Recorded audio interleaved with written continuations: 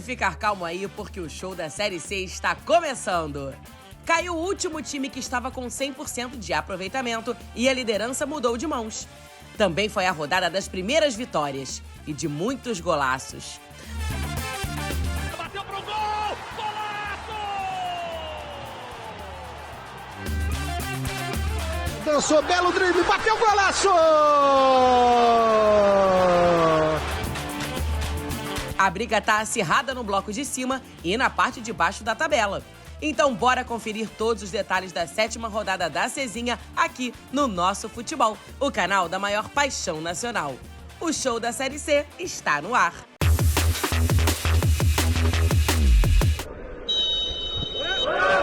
Agora sim, tá aí o que a gente queria. Bola rolando na Arena Batistão. Tá valendo para Confiança e Aparecidense a rodada 7 da Série C do Brasileirão. Saudações, amigas e amigos do show da Série C. Vamos falar aqui sobre a primeira vitória do Confiança jogando em casa. No fim da tarde do último sábado, né, a equipe proletária venceu a Aparecidense por 3-1 em um placar que surpreende quem acompanhou o início do jogo, né? A Aparecidense, pelo menos por metade do primeiro tempo, foi bem melhor em campo, rondava o tempo inteiro o gol da equipe do Confiança, e quando teve sua melhor oportunidade num lance de uma cabeçada do zagueiro Vitor Oliveira, que foi defendida pelo goleiro Igor, a resposta do Confiança foi letal, né? Numa jogada de bola aérea, a bola acabou sobrando para o Williams, que finalizou muito bem, finalizou com categoria no segundo pau, sozinho acabou abrindo o placar. A Aparecidense sentiu muito o gol, não conseguiu reagir, só no fim do primeiro tempo se organizou um pouco mais novamente e voltou a rondar a meta do Confiança. Mas conseguiu um empate no segundo tempo, né? Quando o Dudu aproveitou uma bola, um bate-rebate ali que estava dentro da grande área e acabou enchendo o pé esquerdo para fazer o gol de empate da Aparecidense. E aí dava para entender pelo contexto do jogo que a equipe de Goiás iria reagir e buscar a virada, mas na verdade acabou cedendo espaços para o Confiança, né, que em duas jogadas individuais muito bonitas acabou vencendo o jogo. Primeiro com o Lucas Rian, que tirou o Rodrigues para dançar, né? Não esperou nem começar direito o mês de junho, o mês junino, e já chamou o lateral da equipe da Aparecidense para dançar, e com uma excelente finalização mandou a bola no ângulo para fazer o segundo gol. Vem Claudinho, Lucas Rian na grande área, dançou, belo drible, bateu, golaço!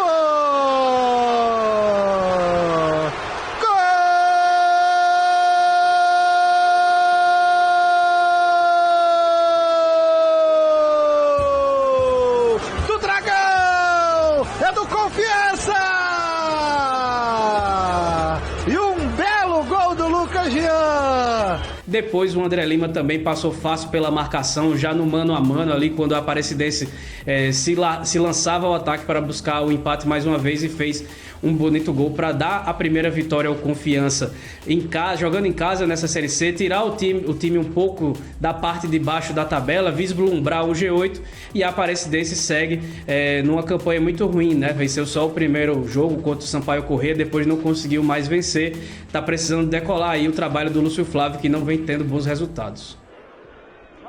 Esses 5 jogos sem vencer já são 3 derrotas e 2 empates da Aparecidense. Diego Rafael dá um chutão quando o árbitro apita e aponta o centro de campo.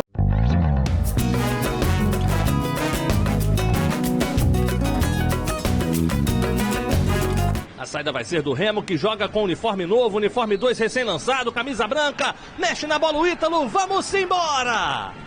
Agora é a Vera pela 7ª rodada da Série C do Campeonato Brasileiro. O Remo conseguiu uma vitória fundamental para se manter vivo na Série C do Campeonato Brasileiro. Pior para o Sampaio Corrêa, que mais uma vez acabou derrotado e segue dentro da zona de rebaixamento da Série C do Brasileirão. Na estreia do técnico Rodrigo Santana, os paraenses conseguiram uma vitória importante fora de casa e muito com a mão já do seu novo treinador.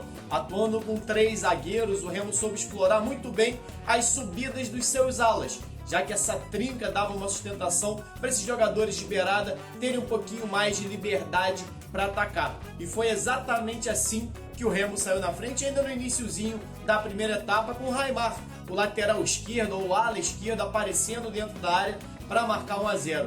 Ele tá com secador ligadaço no 220. Lauzelmar, bonita triangulação, Jaderson, boa bola pela esquerda na cara do gol, cutuca por cobertura, golaço!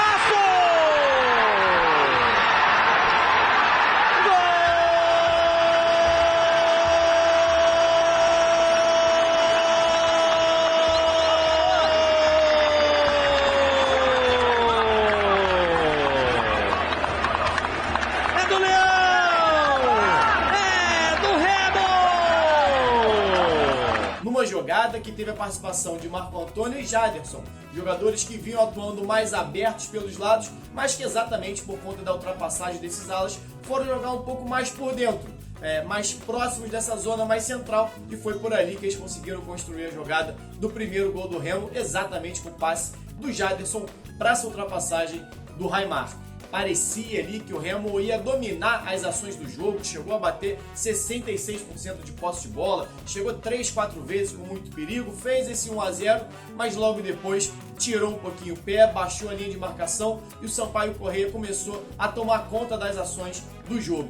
Terminou o primeiro tempo melhor, apesar de criar poucas oportunidades claras no primeiro tempo. Chegou a botar a bola no travessão com o Pimentinha, numa defesa do Marcelo Rangel, mas ainda não conseguia ser eficiente na sua chegada. Mas parecia até no finalzinho ali, no intervalo do jogo, que o Sampaio colocaria uma pressão muito grande no segundo tempo.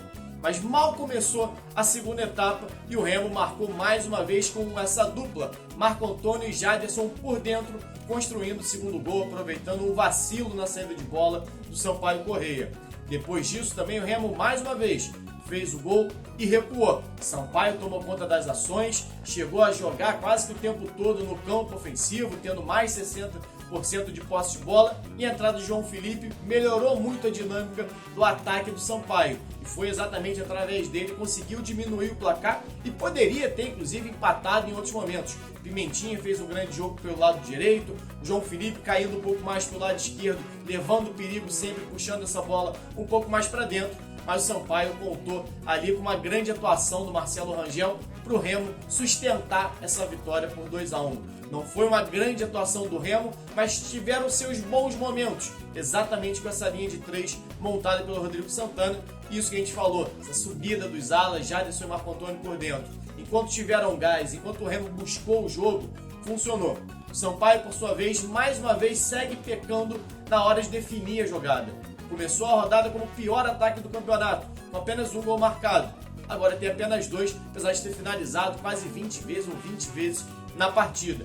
É uma deficiência que precisa ser trabalhada pelo Zé Augusto para o time embalar ou começar a jogar realmente na Série C, já que a situação do Sampaio Corrêa é cada vez mais complicada. O Remo, por sua vez, agora começa a olhar para cima. Se as duas equipes antes olhavam contra o rebaixamento, o Remo, com a vitória, passa a olhar cada vez mais próximo do G8. Marcelo Rangel vai bater para frente, vai despachar, o Remo vai conquistar uma vitória importantíssima! Final de jogo no Castelão! O Remo fora de casa também, empate 0-0. Hora do show! Ótima jornada para você. A primeira posse de bola é da Ferroviária. Olá, amigos do nosso futebol. Sou Fernando Martinho e vou contar a história do que foi esse louco, porém 0-0 Tombense e Ferroviária. Esse empate teve, na verdade, 3 jogos dentro de um só, apesar do marcador ter ficado no 0-0.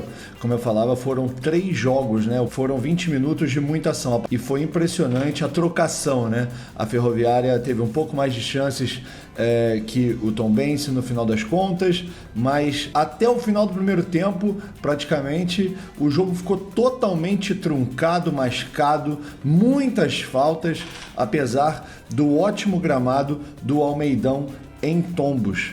O jogo ficou assim até que no final do primeiro tempo a Ferroviária teve 3 chances ali praticamente de fazer 1-0 no finalzinho do primeiro tempo e assim terminou a primeira etapa. Depois do intervalo o jogo permaneceu bem truncado até que no final inverteu. O Tombos foi quem quase conseguiu chegar à vitória no finalzinho do jogo, mas nem Raul Cabral nem Vinícius Bergantin conseguiram mudar aí os seus times a ponto de tirar o 0 do placar. Ambas equipes levaram um ponto que não foi nem bom nem ruim.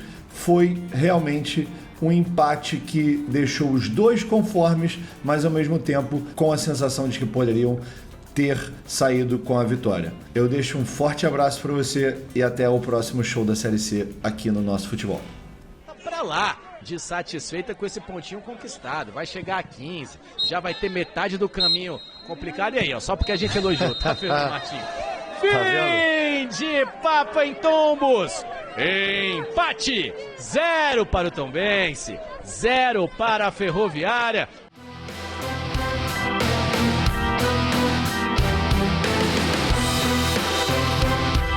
E o Ferrão embalou. O Tubarão da Barra venceu a segunda consecutiva.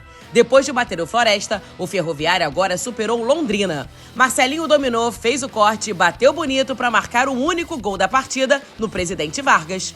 O time cearense foi a 7 pontos e alcançou a 14ª colocação, se distanciando da zona de rebaixamento. Já o Londrina perdeu a chance de entrar no G8. A equipe paranaense segue com 9 pontos na 9ª posição.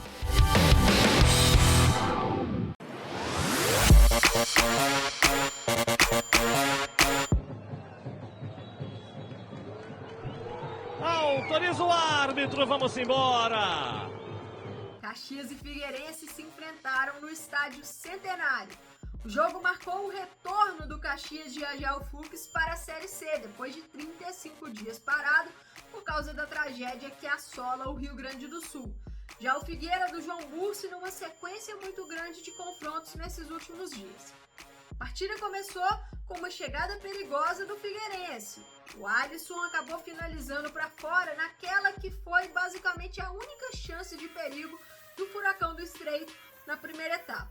Já o Caxias teve mais sucesso na sua proposta, uma defesa bastante sólida protegendo a entrada da sua área, e na fase ofensiva a equipe Grenal optou pelas jogadas mais diretas, como aconteceu no lançamento do Lucas Cunha para o Álvaro, que sustentou no pivô.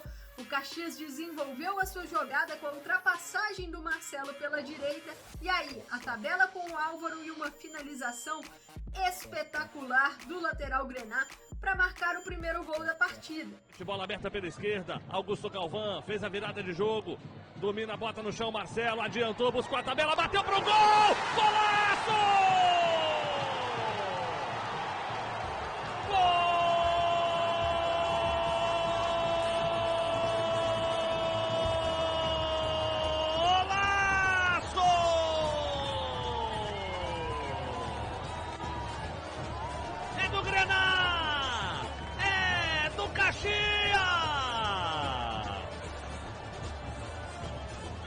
Isso é volta, isso é retorno!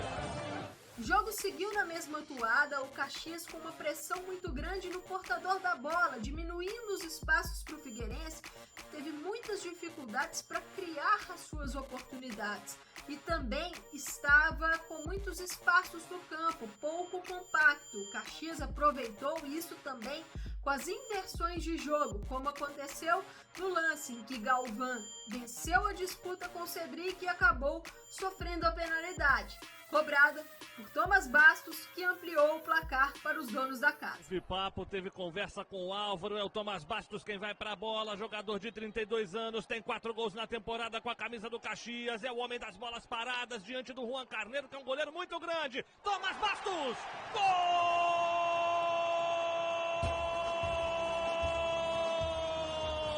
Na reta final do primeiro tempo, o Caxias chegou ao seu terceiro gol. Uma cobrança de falta rápida, o Dudu Mandai cruzou e o Lucas Cunha empurrou para as redes. Porém, o árbitro marcou impedimento e anulou o gol. Olha, eu achei que o lance foi legal.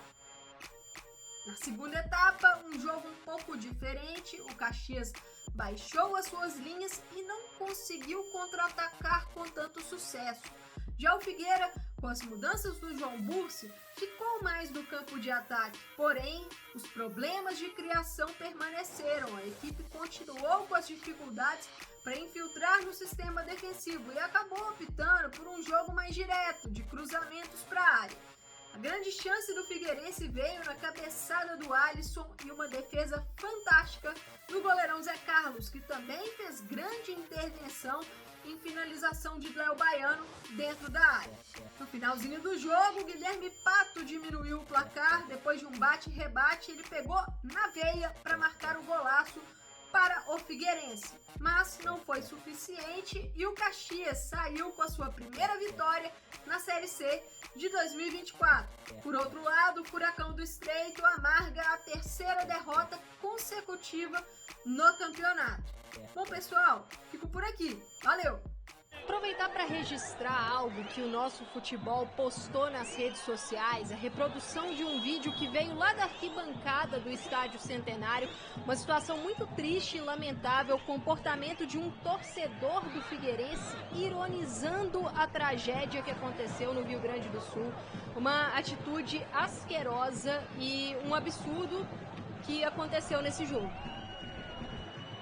Um entre eles, né? Camilo emendou de primeira, ela passa à direita do gol, é só tiro de meta. Um entre os absurdos, né, desse jogo, porque tivemos aquela briga também na volta do intervalo, no comecinho do segundo tempo, entre torcedores de Caxias e de Figueirense. E agora apita Lucas Casagrande, final de jogo no Centenário. Dentro de campo, o Caxias marca sua volta com vitória.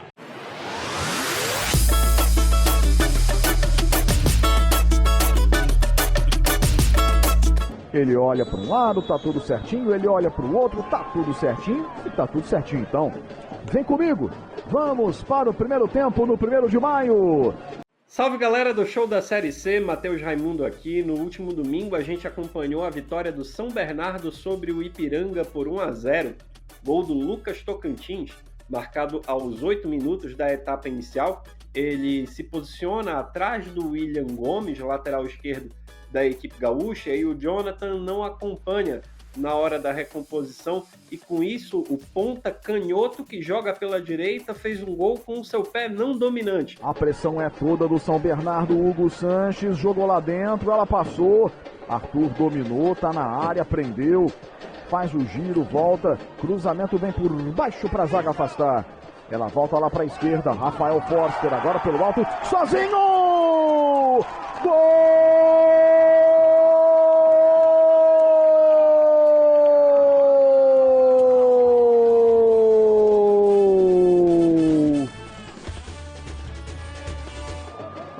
É algo que a gente tem visto até na Série C. No Náutico e Remo, por exemplo, o Paulo Sérgio também aproveitou as costas do Helder, lateral esquerdo do clube do Remo, e conseguiu fazer um gol de primeira, muito semelhante ao do Lucas Tocantins no 1º de maio, no último domingo. São Bernardo num 3-4-3, com o Lucas Tocantins canhoto pela direita e o Luiz Felipe, o outro ponta, um destro, pelo lado esquerdo, Ricardo Catalá atuando com os pontas de pé trocado, e por outro lado o Ipiranga tendo o Edson Cariús na referência.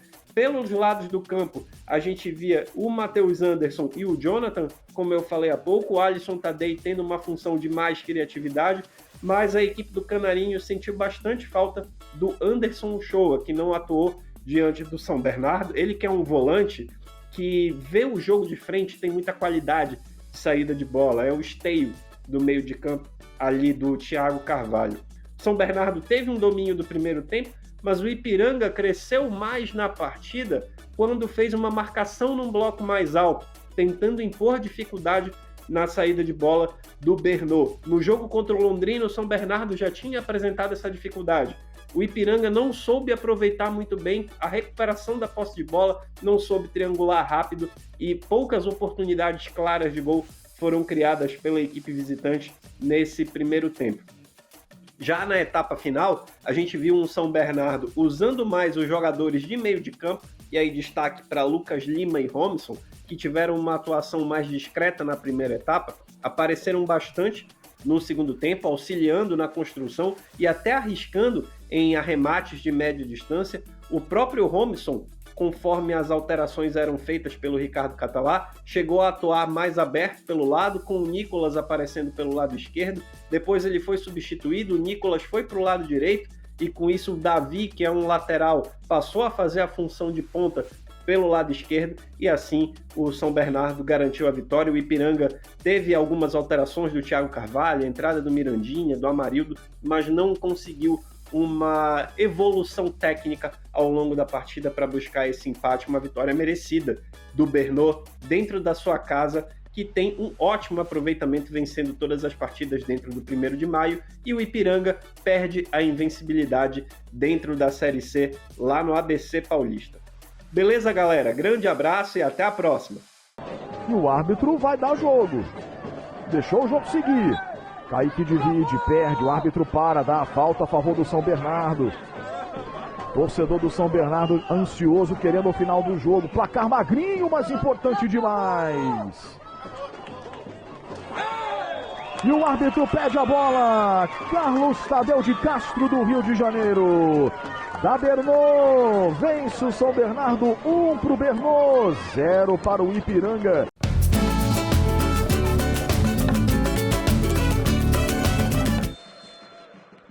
Autoriza Taislane de Melo Costa. Bola rolando para você direto da Frasqueira em Natal. Oi, gente, aqui é Juliana Lisboa. Eu vou falar um pouquinho mais sobre como foi esse ABC e Floresta, jogo que aconteceu no Frasqueirão e que acabou sendo melhor para a equipe do Rio Grande do Norte. O jogo mal começou e saiu gol, com direito a lambança aí da zaga do Floresta, né? O Richardson surge livre pela direita, cruza para o Genison, que inaugura o placar então aos 3 minutos. E olha só a chegada, batida! Genison! Gol!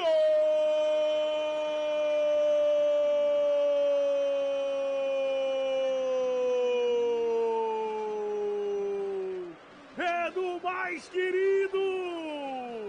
O ABC abre o placar na Frasqueira. O Floresta tenta responder logo no lance seguinte, obriga uma boa defesa também do goleiro Pedro Paulo, mas não consegue chegar ao empate.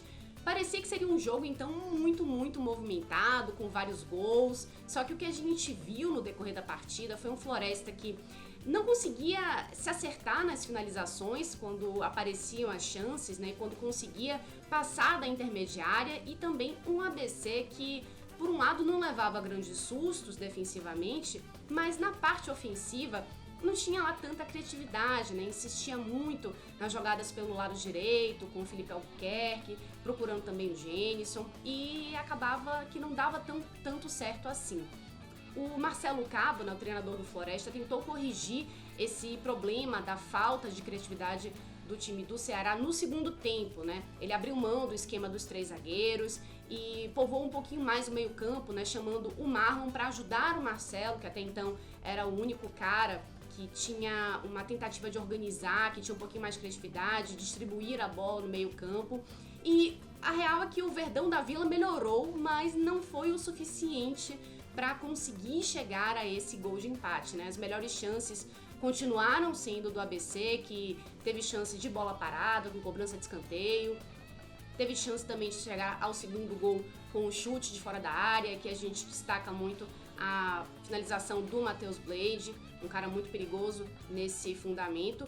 E a melhor chance mesmo do Floresta aconteceu já no finalzinho, aos 39 do segundo tempo, quando o Jean Silva cruzou a bola, que era para o Andrew só chegar e empurrar para o fundo da rede. Só que ele não conseguiu chegar nessa bola, né? E o Buba também, no lance seguinte, ficou cara a cara com o goleiro, só que não adiantou nada porque o lance já estava paralisado por impedimento, né? No final das contas, 1-0 para o ABC, e o time de Natal chega à sua segunda vitória na Série C, respira aliviado, volta a vencer no Frasqueirão depois do dia 7 de fevereiro, que é muito importante, e já a equipe do Floresta segue num calvário, né, de não conseguir sequer pontuar nessa competição. Jean Silva aparece, dá o bote, rouba a bola, conseguiu dar o toquinho, pode ser a última descida do Floresta no jogo. Davi Castro junto com o Jean Silva, boa marcação do Eric Varão. Termina o jogo, Taislane de Melo Costa. Fim de partida na Frasqueira em Natal, no Rio Grande do Norte. O ABC chega a 8 pontos na Série C do Campeonato Brasileiro. Volta Redonda e CSA se enfrentaram no Raulino de Oliveira. Em rápido contra-ataque, MV foi derrubado pelo goleiro David.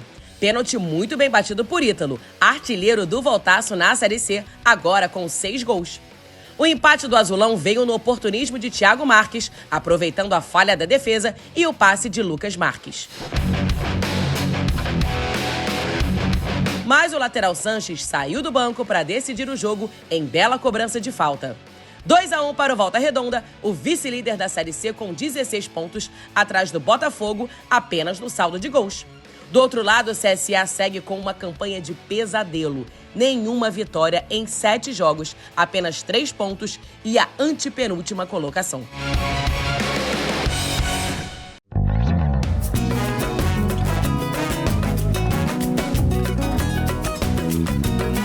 São José e Náutico. E lá vamos nós! Bola rolando no gramado do estádio Passo da Areia, 7ª rodada da Série C do Campeonato Brasileiro. Fala moçada, Felipe Rolim aqui. Começou a Série C pro São José. Normalmente é assim que a gente fala, né? Quando o clube consegue seus primeiros pontos no campeonato, né? Que ele entrou no campeonato. São José tinha jogado 3 vezes, não tinha pontuado, já tinha voltado a jogar depois do adiamento dos Jogos dos Gaúchos, mas sem público. Esse foi o primeiro jogo com público, contra o Náutico. O Náutico, na sua gangorra particular, 2 vitórias, 2 derrotas, 1 empate, precisando sempre se afirmar para a sua torcida que, enfim, pede que o time suba de divisão o mais rápido possível. Isso cria uma pressão muito grande. Foi jogar contra um São José que não tinha ponto, mas que tinha o Pingo, técnico novo, aos poucos mudando a maneira do time jogar. O time não tem aquele controle de meio de campo, principalmente dentro de casa, como teve nas temporadas passadas, né, que a gente sempre tinha ali no meio de campo São José, Cal, Christopher, Lissandro, né, tem hoje o Nonato e o Carrilho, mas falta mais gente ali para encorpar aquele setor, pelo menos por enquanto. Mas o São José, ele foi muito bem no primeiro tempo, mesmo o Paulo Sérgio tendo tido ali a primeira chance do primeiro tempo com o Náutico, mas foi a primeira e única, filha única, não teve outra. Depois foi só o São José. Num primeiro tempo que o jogador que mais apareceu do Náutico foi o goleiro, Jefferson Romário, né, que assumiu a titularidade depois do Wagner pedir para sair, até de uma maneira emocionada, do clube. E o Jefferson Romário segurou o que pôde, né, principalmente de alguns bons chutes do René, um de dentro da área, outro de fora da área, mas o São José conseguiu abrir o placar no latereio, né, o Nonato, né, com seu lateral catapulta, jogando a bola dentro da área. O São José já tinha feito gol também de jogada de perfil de lado de campo contra o Volta Redonda, numa segunda bola, perdeu na cabeçada, mas ganhou na entrada da área. Dessa vez ganhou na cabeçada com o Jadson, no terceiro lateral seguido, batido pelo Nonato já no final do primeiro tempo. No segundo tempo não mudou muito não, tá? O Náutico fez ali as substituições que tinha que fazer, mudou muito a frente do time, tirou o Cléo Silva e o Andrei, principalmente, que são jogadores que, pelo menos a torcida que se manifesta em redes sociais, já perdeu a paciência. E o São José também fez algumas mexidas para manter o ritmo, né? O Náutico teve um problema grande nas laterais, não tinha lateral direito e o lateral esquerdo que tinha, o Luiz Paulo, tomou ali uma cabeçada no primeiro tempo, então era um zagueiro numa lateral, um jogador que veio da base na outra, o time não conseguia sair muito, o São José conseguiu administrar também o segundo tempo e fez o segundo gol com o Calazans, também numa jogada de lado de campo. Jogo contra o Volta Redonda. Polícia Militar do Rio Grande do Sul, a Brigada Militar não liberou.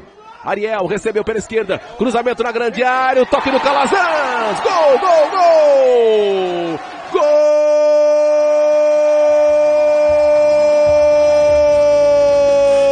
Gol do São José! Marcos Calazans aproveita o cruzamento na esquerda. São José forte na área adversária, o jogo não foi assim de um grande nível técnico, mas o São José jogou melhor, conseguiu seus 3 pontos, já dá ali para respirar e sair da zona de rebaixamento na próxima rodada, e o Náutico agora tem mais derrotas do que vitórias. Vai terminar!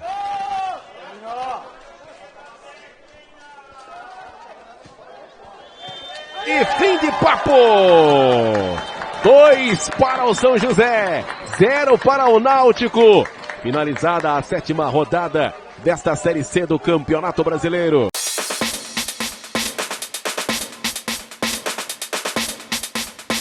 Daqui a pouquinho o árbitro do jogo, Vinícius Gonçalves, vai autorizar, ele apita. Saída do Melo, saída do Botafogo, começa o jogo no Almeidão.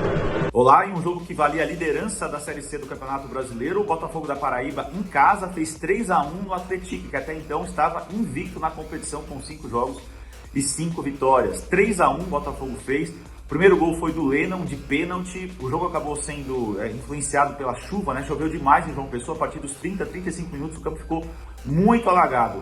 Aguentou o quanto pôde. Então, numa jogada pela esquerda, o Lennon fez 1-0 para o Botafogo da Paraíba. Antes, no comecinho do jogo, o David Braga, do Atlético, teve 2 boas chances e o Atlético jogava melhor até a chuva começar a impactar ali o gramado. Aí o Lennon foi muito esperto no pênalti, porque ele perdeu a penalidade e logo depois ele mesmo aproveitou o rebote e fez 1-0. O segundo tempo, o Botafogo voltou melhor, com a vantagem, colocou mais gente no meio campo, entrou o volante Gama, o Pisa, o técnico do Botafogo, fez um bom trabalho, colocou o Jô também no ataque. O que o Jô fez? O segundo gol, um belo gol no contra-ataque, deu sorte que a bola não parou em nenhuma poça e ele fez um belíssimo gol, um mérito enorme aí do Pisa e do Jô, jogada individual, e também um contra-ataque muito bem chamado pelo meio campo. O juiz disse que não houve nada. Posse de bola da equipe do Botafogo, o contra-ataque saiu de trás, e o Jô pintou o seguro do Belo, invadiu, é só fazer, bateu! Gol!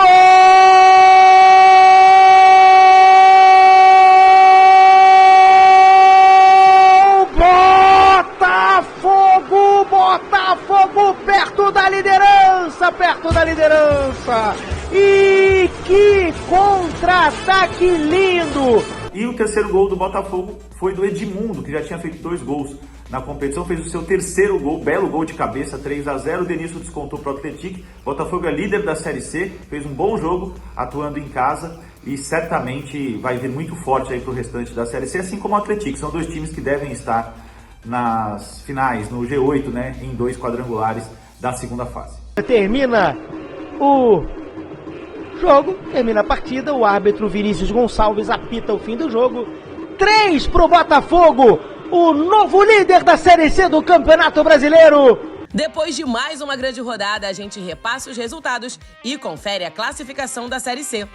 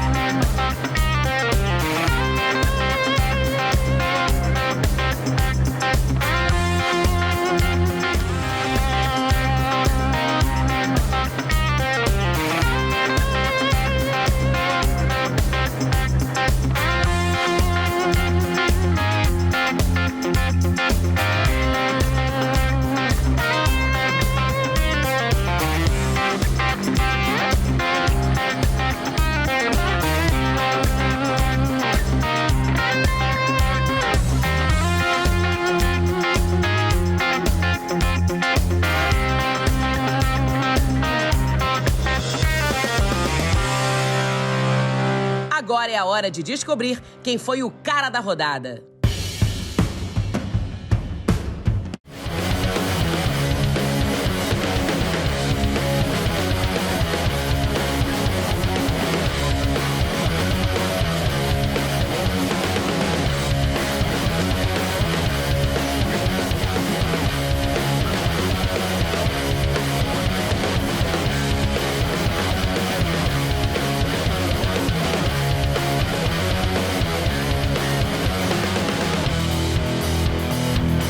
do Janderson, bateu pro gol! Gol!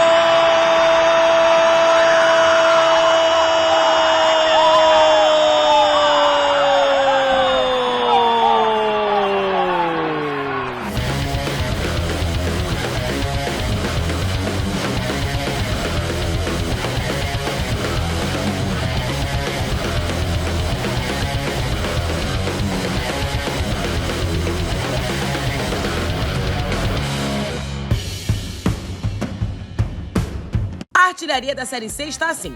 Jonatas, do Atlético, segue na ponta com 7 gols. Logo atrás aparece o Ítalo, do Volta Redonda, que chegou a 6. Paulo Sérgio, do Náutico, com 5 e Kaique, do São Bernardo, com 4, continuam na briga pelo topo da lista. E quem será que protagonizou o momento que isso da rodada 7?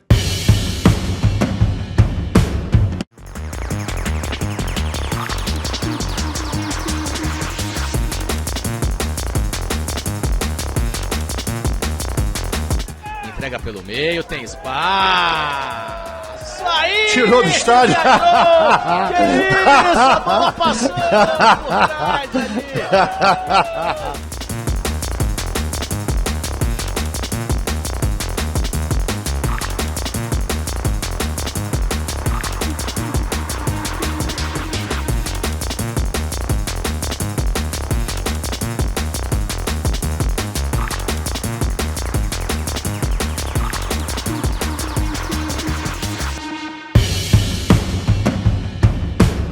É claro que não podia faltar o paredão da rodada.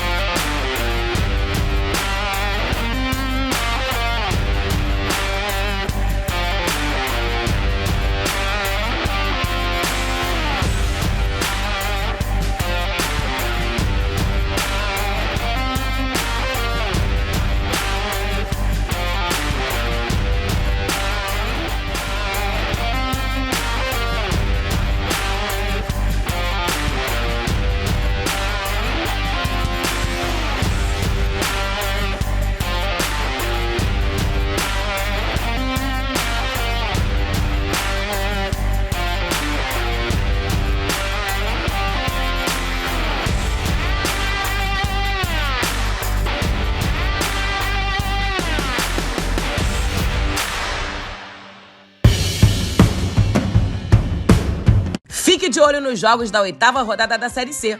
A melhor e maior cobertura da nossa Cezinha é aqui no Nosso Futebol, o canal da maior paixão nacional.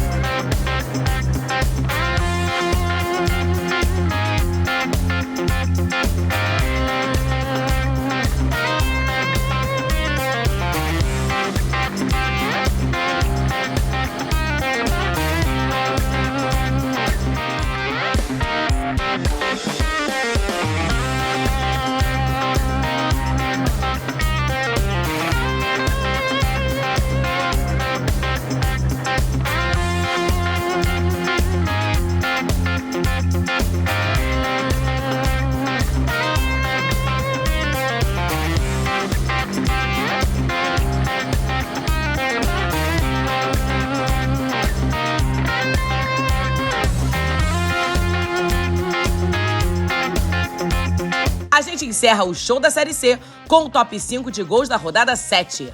Semana que vem tem mais.